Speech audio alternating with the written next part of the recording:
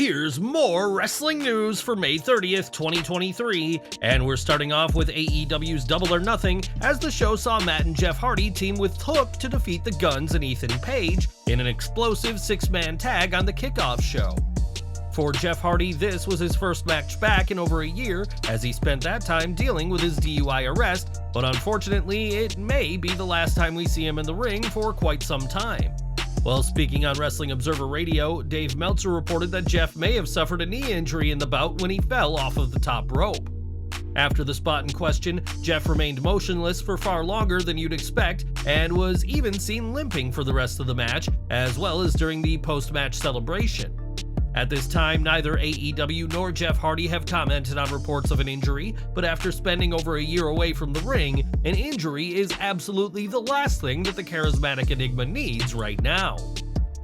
More injury news now, as during the AEW World Championship match, MJF, Darby Allin, Sammy Guevara, and Jungle Boy put it all on the line, but in the end, MJF left with the title. During one spot in the match, MJF hit a blonde bombshell, a move made famous by the late Chris Candido, but some had feared that the Salt of the Earth suffered an injury. MJF landed on his forearm hard and sold as if he was injured, and during the post-show media scrum spoke about being injured during the match. When PW Insider inquired about this though, they were told that MJF was banged up due to the match, but the belief is that he is okay. The AEW World Champion isn't any more hurt than he'd be had the blonde bombshell not happened, and the expectation is that he won't be missing any in-ring time. This match was the first time ever that the AEW World title had been defended in a four-way match, and while MJF is feeling pretty sore right about now, things could have been much worse. Last year, Tommaso Ciampa was called up to the main roster and quickly found himself in an on-screen alliance with The Miz. Unfortunately, Ciampa went down with an injury that required surgery last October, in just the latest of several injuries for the two-time former NXT champion. Thankfully though, it seems that this latest hiatus is coming to an end, as when BWE was asked about when Ciampa will be back, they simply said, soon. Another fan dug a little deeper and asked when Johnny Gargano and Tommaso Ciampa will reunite, and BWE didn't say that was the plan, but didn't say it wasn't the plan either. Instead, BWE merely added to the report that Ciampa will be back soon, noting that at this time, Ciampa is being reviewed to be medically cleared. Reuniting DIY would be quite the return for Ciampa, especially after his alliance with The Miz, but what do you want to see when he's eventually back on TV? Let us know in the comments. At NXT Battleground, Tiffany Stratton captured the NXT Women's Championship in the finals of a tournament after Indy Hartwell vacated the gold. Stratton's win over Lyra Valkyria last Sunday was her first taste of gold in WWE, but that wasn't the only reason that her victory was historic. As pointed out by Queens of Wrestling, Tiffany Stratton became the 100th woman in the history of WWE to win a women's championship, in quite the accolade for the young superstar. Now Stratton's name joins the same record books as Trish Stratus, Chyna, Becky Lynch, Lita, Asuka, and many other great women, and we'll have to see how the era of Tiffany goes from here. Last year, Tyrus captured the NWA World Championship, but many have predicted that the decision to make him champion wasn't because of his wrestling skills or charisma. Many have stated that Tyrus was made the top star because of his regular work on Fox News, as he appears on the right-wing news channel often with his title.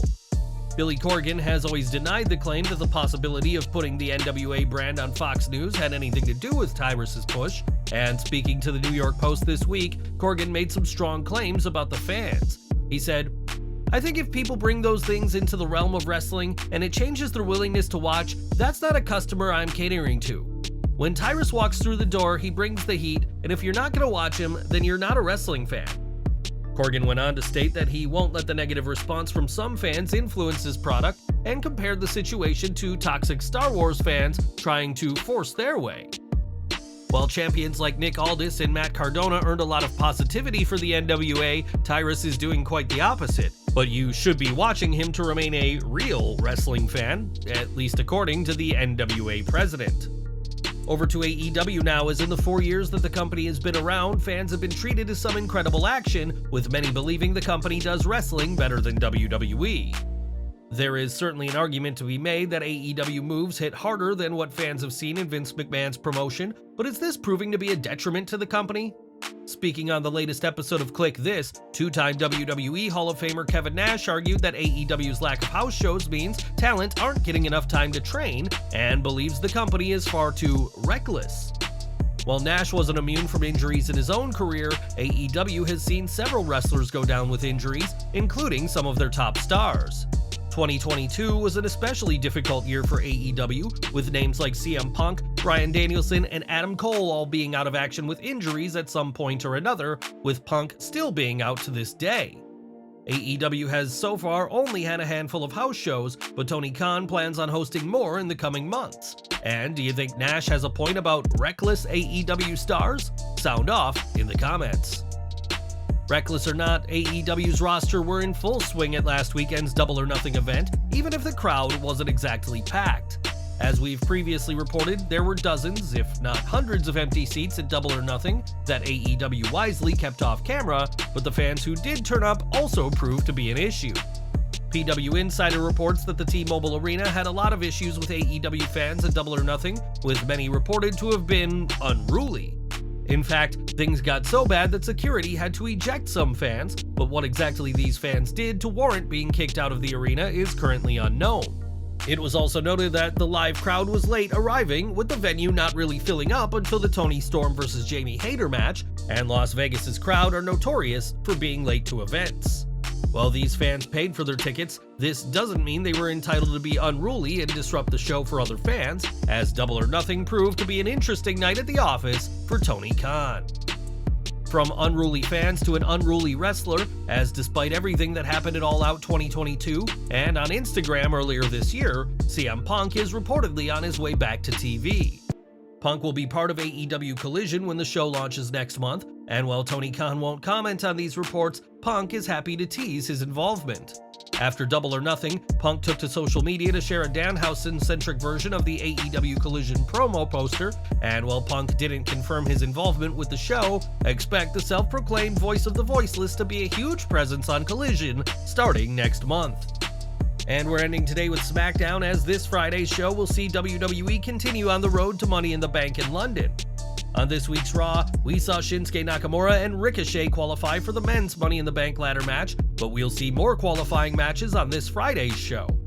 It's been confirmed that Montez Ford will face off against L.A. Knight in a men's qualifying match on SmackDown, while either Zelina Vega or Lacey Evans will earn the first spot in the women's match. As we saw with Edge, CM Punk, and others, winning Money in the Bank can change a wrestler's career. And who do you hope to see earn a ticket to London during this Friday's SmackDown?